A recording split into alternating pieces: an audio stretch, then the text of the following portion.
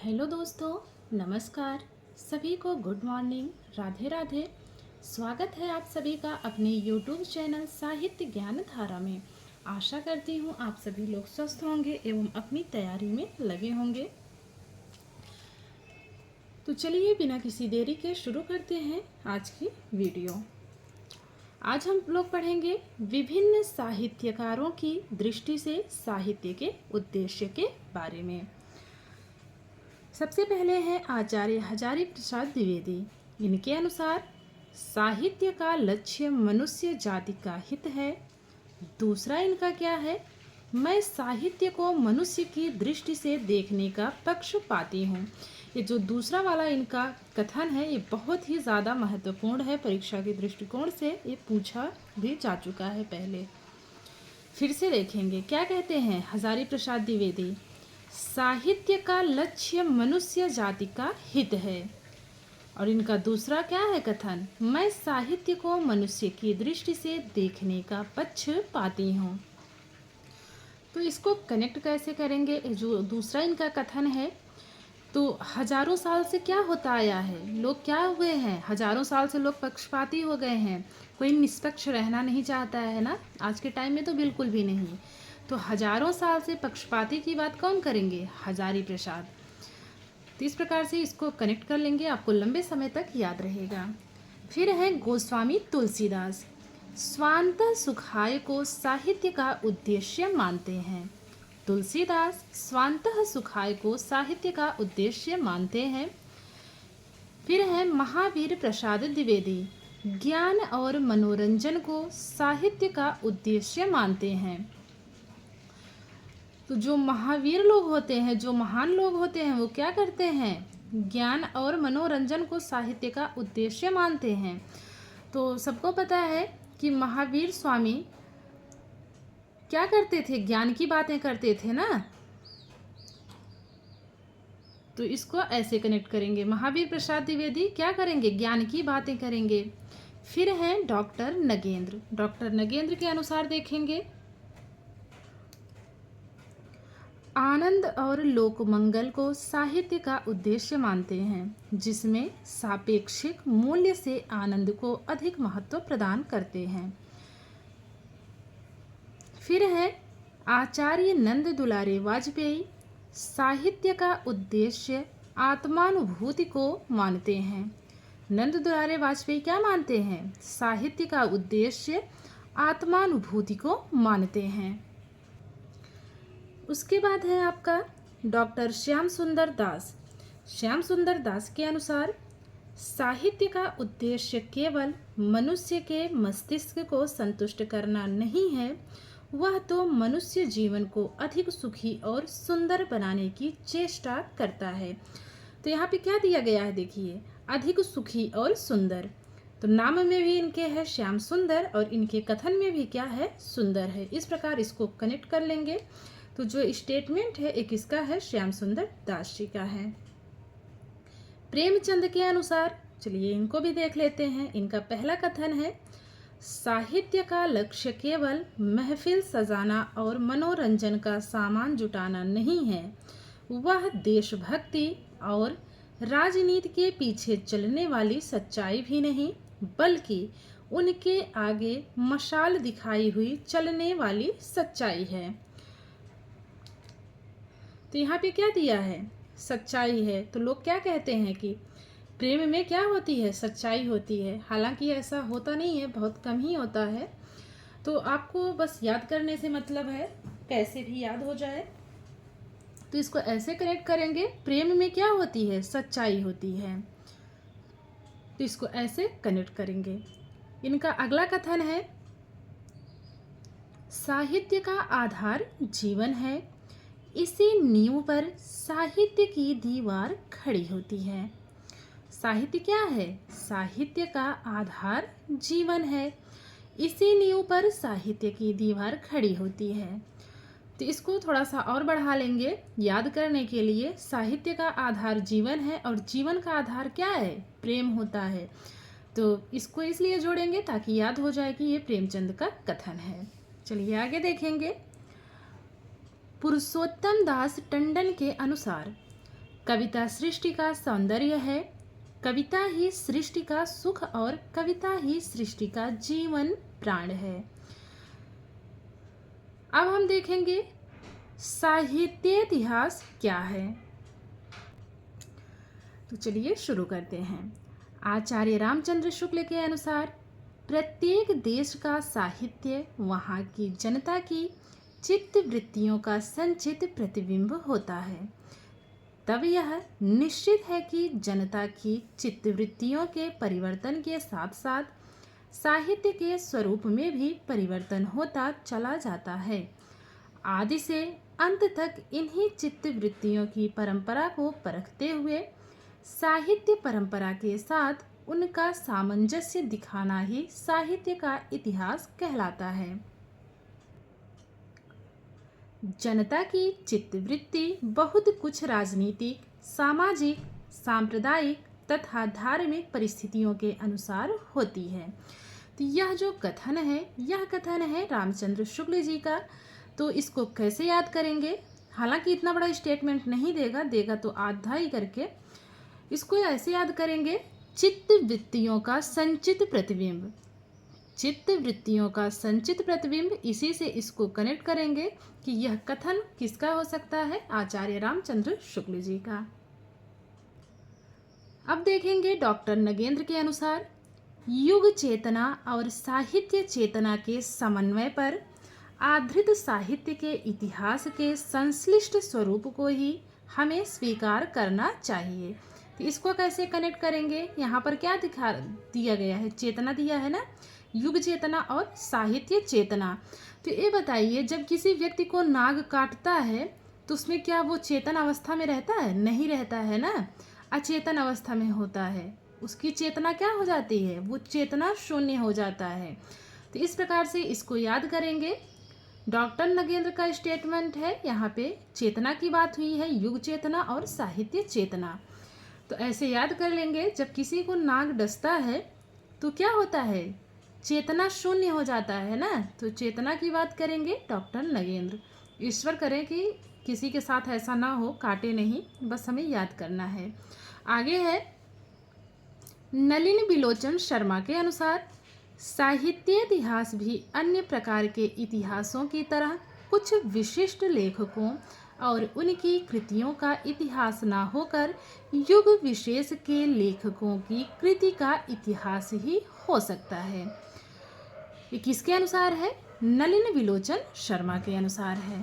फिर बात करेंगे डॉक्टर रामस्वरूप चतुर्वेदी के अनुसार। चलिए इनको भी देख लेते हैं।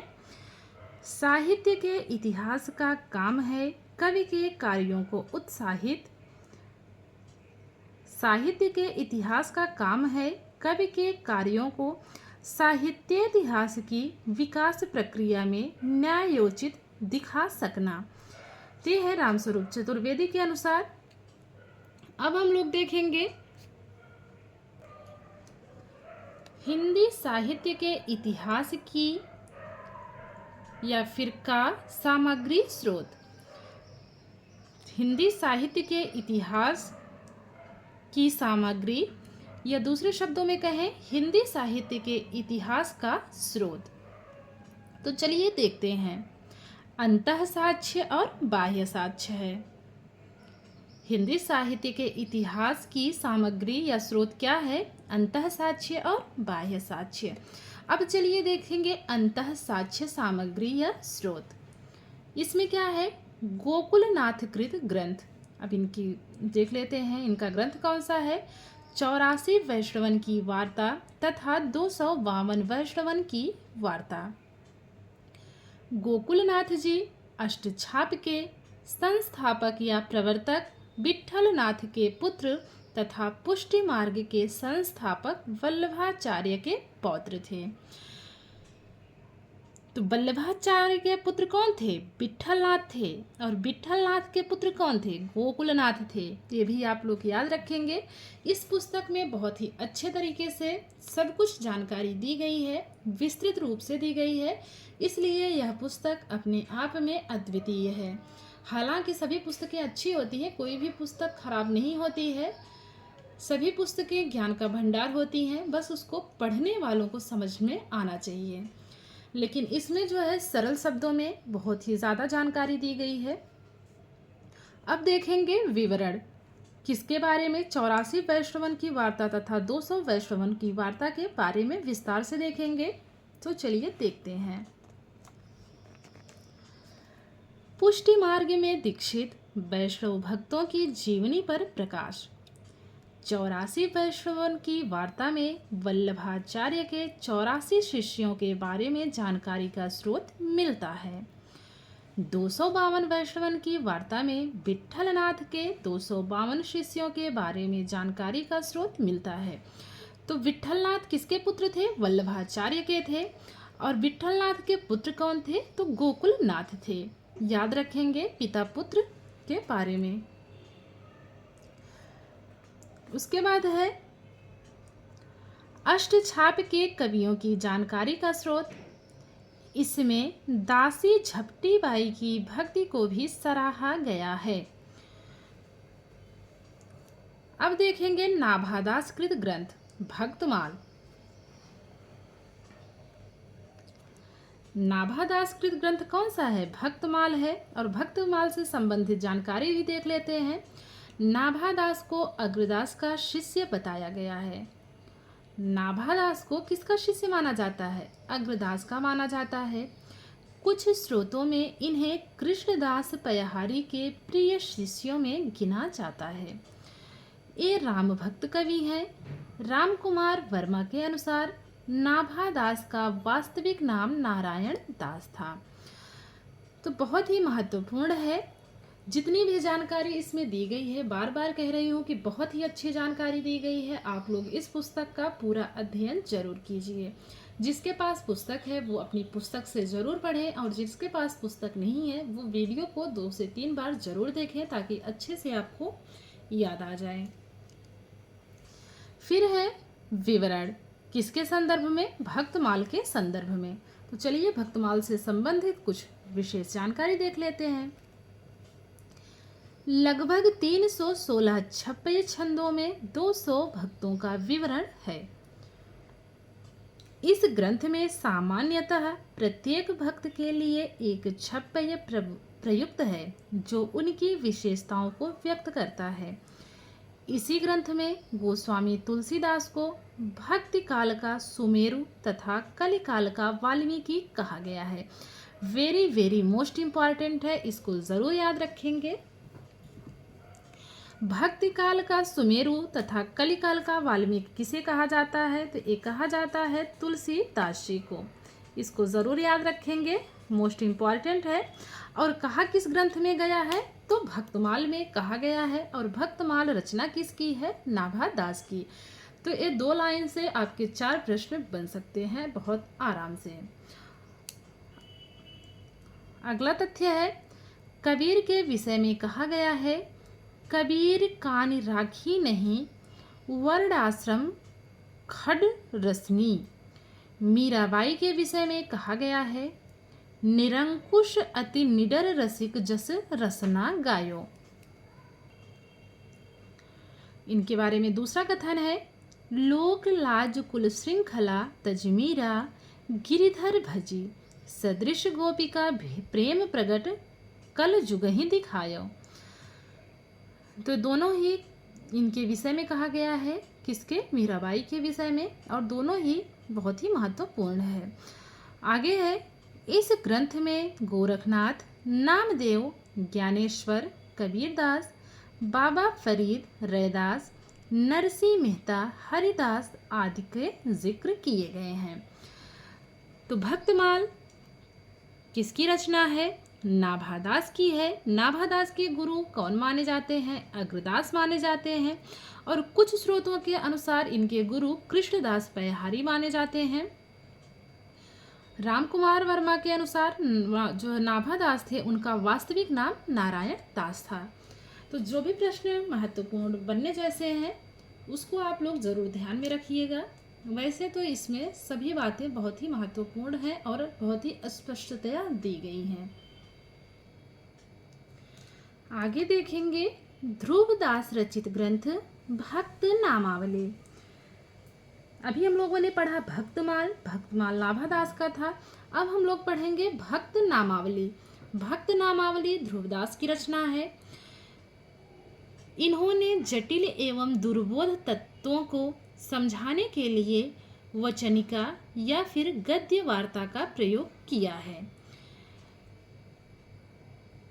इसमें लगभग 116 भक्तों का संक्षिप्त जीवन वृत्त मिलता है, जिसमें अंतिम भक्त नाभादास हैं। किसमें? भक्त नामावली में। प्रश्न ऐसे बनेगा, भक्त नामावली के रचनाकार कौन है? तो वो है ध्रुवदास। भक्त नामावली में कितने भक्तों का संक्षिप्त जीवन वृत्त मिलता है? लगभग 116 भक्तों का। फिर पूछेगा भक्त नामावली में अंतिम भक्त कौन है? वो है नाभादास जी। चलिए आगे देखेंगे। आपका अगला ग्रंथ है कालिदास हजारा। कालिदास हजारा के रचयिता कौन है? कालिदास त्रिवेदी। यहाँ पे भी कालिदास है, यहाँ पे भी कालिदास है। कालिदास त्रिवेदी की अन्य महत्वपूर्ण रचनाएं हैं जंजीरा बंद, वरवधु विनोद। कालिदास हजारा की रचना, इनकी जो कालिदास त्रिवेदी है, इनका महत्वपूर्ण ग्रंथ की बात अगर की जाए तो कालिदास हजारा है। और इनकी अन्य महत्वपूर्ण रचनाओं की बात की जाए तो वो है जंजीरा बंद, वरवधु विनोद। कालिदास हजारा में लगभग 212 कवियों की 1000 कविताओं का संग्रह है। इसी ग्रंथ के आधार पर शिव सिंह सेंगर ने अपना हिंदी साहित्य इतिहास ग्रंथ शिव सिंह सरोज लिखा है। बहुत ही महत्वपूर्ण प्रश्न है। प्रश्न ऐसे बनेगा कि वह कौन सा ग्रंथ है जिसके आधार पर शिव सिंह सेंगर ने अपना हिंदी साहित्य इतिहास ग्रंथ शिव सिंह सरोज लिखा है? तो वो है कालिदास हजारा। और कालिदास हजारा के रचनाकार है कालिदास त्रिवेदी जी। आशा करती हूँ यहाँ तक आप लोगों को समझ में आया होगा। अब चलिए इसके आगे देखेंगे। आपका अगला ग्रंथ है काव्य निर्णय। काव्य निर्णय किसका है? भिखारी दास का है। काव्य निर्णय भिखारी दास जी का है। भिखारी दास रीतिकालीन कवि हैं जो श्री पृथ्वी सिंह के भाई हिंदुपति प्रतापगढ़ उत्तर प्रदेश के अधिपति के आश्रय में रहते थे। फिर से देखेंगे भिखारी दास कैसे कवि हैं? तो रीतिकालीन कवि हैं। एक प्रश्न हो गया। फिर प्रश्न बनेगा भिखारी दास किसके भाई थे? श्री पृथ्वी सिंह के भाई थे। आगे है काव्य निर्णय के विषय में। इस ग्रंथ में काव्य के आदर्शों के साथ कई कवियों को संक्षिप्त रूप से निर्देशित किया गया है। अब बात करेंगे गुरु ग्रंथ साहिब की। गुरु ग्रंथ साहब भी मिलता है और कहीं कहीं पर साहिब भी लिखा हुआ मिलता है। संग्रहकर्ता कौन है? गुरु अर्जुन है। अर्जुन देव जो सिखों के 5वें गुरु हैं। इसमें गुरु नानक, कबीर, नामदेव, रैदास इत्यादि संतों की वाणियों का संग्रह है। प्रश्न ऐसे बनेगा गुरु ग्रंथ साहब या गुरु ग्रंथ साहिब के संग्रहकर्ता कौन है? गुरु अर्जुन देव हैं और ये सिखों के 5वें गुरु माने जाते हैं। अब बात करेंगे मूल गोसाई चरित की। मूल गोसाई चरित, इसके रचनाकार हैं वेणी माधव दास। वेणी माधव दास कृत क्या है? मूल गोसाई चरित। तो आप लोग देखते हैं ना, जो गोसाई वगैरह होते हैं वो बहुत दिखते हैं ना, जो गाँव में बोलते हैं, जोगी बोलते हैं जिनको ना, गोसाई लोगों को। तो क्या लेते हैं अपने हाथ में? वो बीड़ा जैसे रहता है ना, बजाते रहते हैं। वो सारंगी ऐसे ही कुछ बोलते हैं ना, वीणा जैसे होता है, उसको क्या करते हैं? बजाते रहते हैं ना, भिक्षा वगैरह मांगते हैं, गाना वाना गाते हैं। गांव में अक्सर देखने को मिलता है। फिलहाल गांवों में भी तो अभी कम ही हो गया है, पहले बहुत देखने को मिलता था। हम लोग तो बहुत देखे थे बचपन में। तो इसको ऐसे कनेक्ट कर लेंगे। मूल गोसाई चरित किसका है? वेणी माधव का है। तो गोसाई लोग क्या करते थे, वीणा बजाते थे ना, वीणा जैसे ही तो रहता था ना उनका, तो ऐसे कनेक्ट कर लेंगे। मूल गोसाई चरित में चौपाई, दोहा तथा त्रोटक छंदों में गोस्वामी तुलसीदास के जीवन चरित्र तथा अनेक अलौकिक घटनाओं का वर्णन है। इसमें गोस्वामी तुलसीदास और मीराबाई के बीच हुए पत्राचार का उल्लेख मिलता है। काव्य संग्रह की बात करें, महेश दत्त कृत अनेक कवियों का संग्रह। तो इसको आगे देखते हैं, महेश दत्त कृत कौन सी रचना है।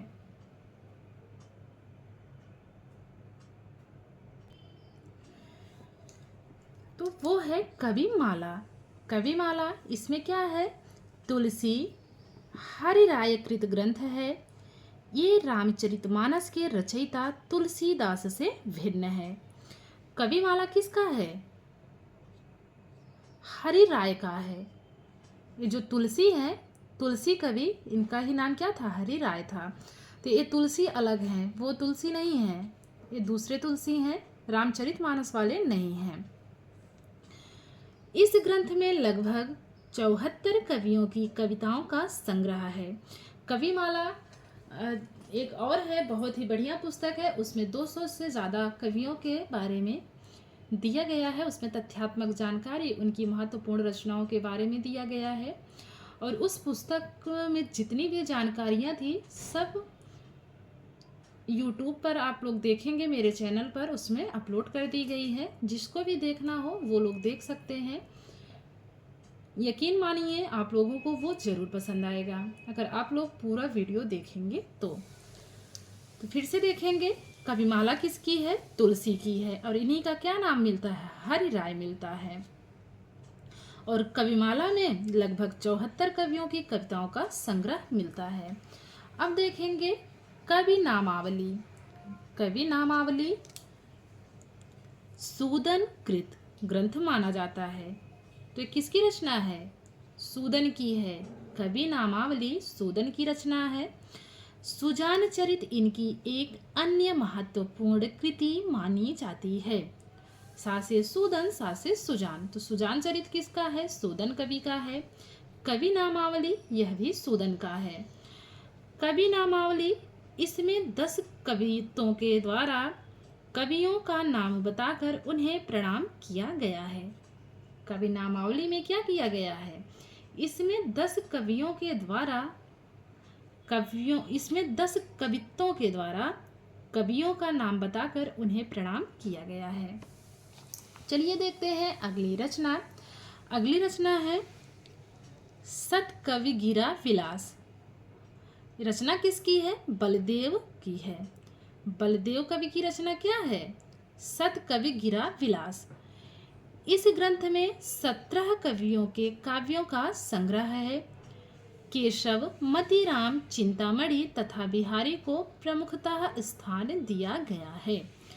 तो सतकवि, ऐसे नहीं लग रहा है 17 और सतकवि, ऐसे पढ़ेंगे सतकवि 17। तो सतकवि गिरा विलास में जो है कितने कवियों के काव्यों का संग्रह है, तो 17 का है। और किसका है, बलदेव का है। ये रचना किसकी मानी जाती है, बलदेव की मानी जाती है। अगली रचना है सुंदरी तिलक। सुंदरी तिलक के बारे में देखिए क्या दिया गया है। भारतेंदु हरिश्चंद्र की रचना है। सुंदरी तिलक किसकी रचना है, भारतेंदु हरिश्चंद्र की है। 69 कवियों का सवैया छंदबद्ध संग्रह है। सुंदरी तिलक किसका है, भारतेंदु हरिश्चंद्र का है। तो इसको कैसे याद करेंगे, भारत के लोग सुंदर होते हैं ना, और तिलक लगाने के बाद 6 से 9 साल तक जो बच्चे होते हैं वो क्या लगते हैं, और भी प्यारे लगते हैं ना, छोटे छोटे रहते हैं और माथे पे उनके तिलक लगा रहता है। तो इस ट्रिक से याद कर लेंगे, भारत के लोग सुंदर होते हैं और 6 से 9 वर्ष के बच्चों को तिलक लगाने पर वो क्या लगते हैं, और भी सुंदर दिखते हैं। तो सुंदरी तिलक भारतेंदु हरिश्चंद्र की रचना है। इसमें 69 कवियों का सवैया छंदबद्ध संग्रह है। अगला ग्रंथ है रस चंद्रोदय। रस चंद्रोदय के रचनाकार हैं ठाकुर प्रसाद त्रिपाठी। ठाकुर प्रसाद त्रिपाठी और रस चंद्रोदय में 242 बुंदेलखंडी कवियों के काव्यों का संग्रह है। रस चंद्रोदय के रचनाकार हैं ठाकुर प्रसाद त्रिपाठी।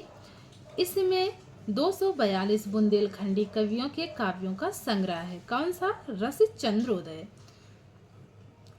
अगला ग्रंथ है श्रृंगार संग्रह। श्रृंगार संग्रह किसका है? सरदार का है। सरदार कविकृत श्रृंगार संग्रह। इसमें 125 कवियों को आधार बनाकर काव्य के विविध पक्षों या अंगों का विवेचन किया गया है। फिर है आपका राग कल्पद्रुम। राग कल्पद्रुम ये किसका है? कृष्णानंद व्यासदेव कृत माना जाता है। कृष्णानंद व्यासदेव कृत ग्रंथ है राग कल्पद्रुम।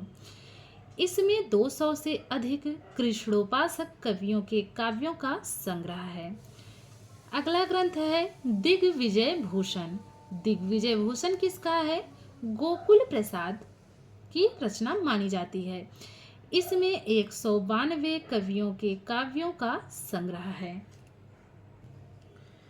अगला है कवित्त रत्नाकर। कवित्त रत्नाकर किसका है? माता दीन मिश्र का है। इसमें 20 कवियों के काव्यों का संग्रह है। फिर है विद्वान मोद तरंगिणी। किसकी रचना है? सुब्बा सिंह की। सुब्बा सिंह की रचना है विद्वान मोद तरंगिणी। इसमें 46 कवियों के काव्यों का संग्रह है। खड ऋतु, नखशिख तथा दूती इत्यादि का वर्णन किया गया है। किसमें? विद्वान मोद तरंगिणी में। तो मोद का अर्थ ही होता है आनंद, और जहाँ पर ऋतुएं होंगी, नखशिख का वर्णन होगा, वहाँ पर क्या होगा? आनंद तो आएगा ही। तो विद्वान मोद तरंगिणी सुब्बा सिंह की रचना है। अगली रचना है विचित्रोपदेश। विचित्रोपदेश नक्शेदी तिवारी का है। अनेक कवियों के काव्यों का संग्रह है। फिर आपका आता है कवि रत्नमाला। कवि रत्नमाला किसका है? देवी प्रसाद मुंसिफ का है। तो रत्नों की माला किसको पहनाते हैं? देवी को पहनाते हैं ना, स्ट्रिक से याद कर लेंगे। रत्नों की माला देवी को पहनाते हैं।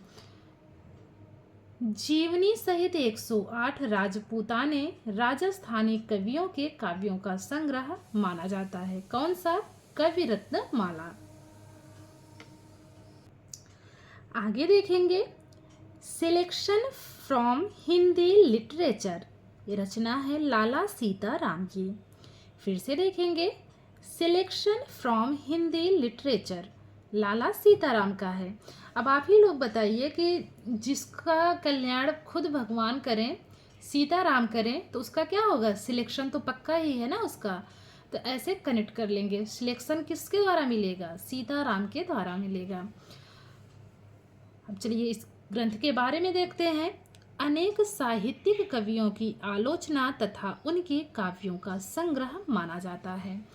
फिर आपका है संत बानी संग्रह तथा अन्य संतों की बानी।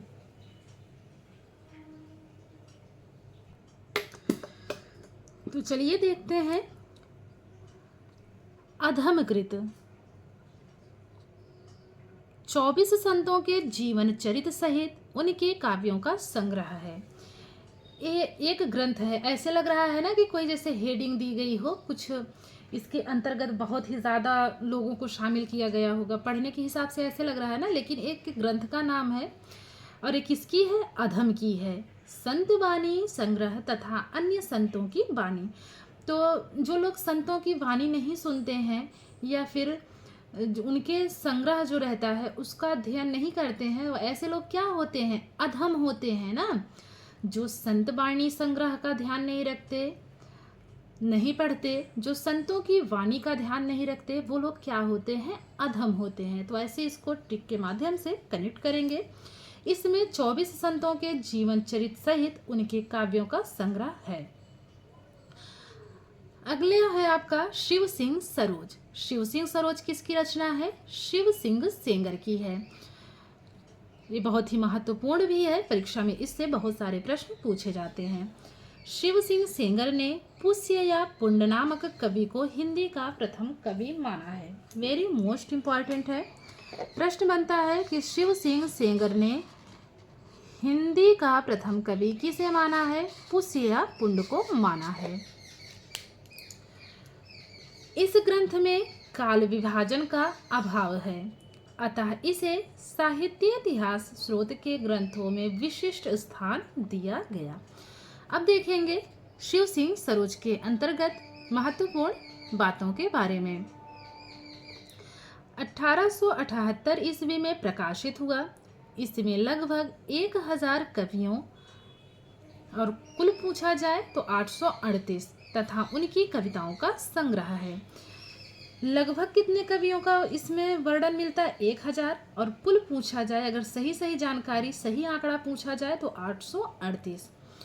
इस ग्रंथ के आधार पर जॉर्ज अब्राहम ग्रियर्सन ने अपना हिंदी साहित्य इतिहास ग्रंथ the modern vernacular literature of Hindustan लिखा, जो अंग्रेजी भाषा में है। लक्ष्मी सागर वार्ष्णेय के अनुसार इसका प्रकाशन 1877 ईस्वी में हुआ। तो जो शिव सिंह सरोज है, इसका प्रकाशन सर्वमान्य माना जाता है 1878 ईस्वी में। और अगर पूछा जाए लक्ष्मी सागर वार्ष्णेय के अनुसार, तो इसका प्रकाशन आपका एक वर्ष कम होकर क्या हो जाएगा? 1877 ईस्वी। तो अभी हम लोगों ने देखा अंतः साक्ष्य के आधार पर हिंदी साहित्य की सामग्री के बारे में। अब कल देखेंगे बाह्य साक्ष्य सामग्री या स्रोत के बारे में। तो आशा करती हूँ आज आपको आज की वीडियो ज़रूर पसंद आएगी। अगर आप लोगों को वीडियो पसंद आती है तो प्लीज़ आप लोग कमेंट के माध्यम से ज़रूर बताया कीजिए कि आप लोगों को वीडियो कैसी लगती है। अगर वीडियो अच्छी लगती है तो मुझे भी थोड़ा सा अच्छा लगेगा कि हाँ, लोग वीडियो को देखते हैं। और जो भी साथी क्विज करना चाहते हैं वो लोग टेलीग्राम चैनल से जुड़ सकते हैं। टेलीग्राम चैनल का जो लिंक है वो यूट्यूब के डिस्क्रिप्शन में दे दिया गया है पहले ही, तो आप लोग ग्रुप से जुड़ सकते हैं। और प्लीज़ आप लोग वीडियो को पूरा देखा करिए, वीडियो को आप लोग देखा करिए, शेयर किया करिए, चैनल को सपोर्ट कीजिए आप लोग, क्योंकि आप लोगों से यह चैनल बना हुआ है।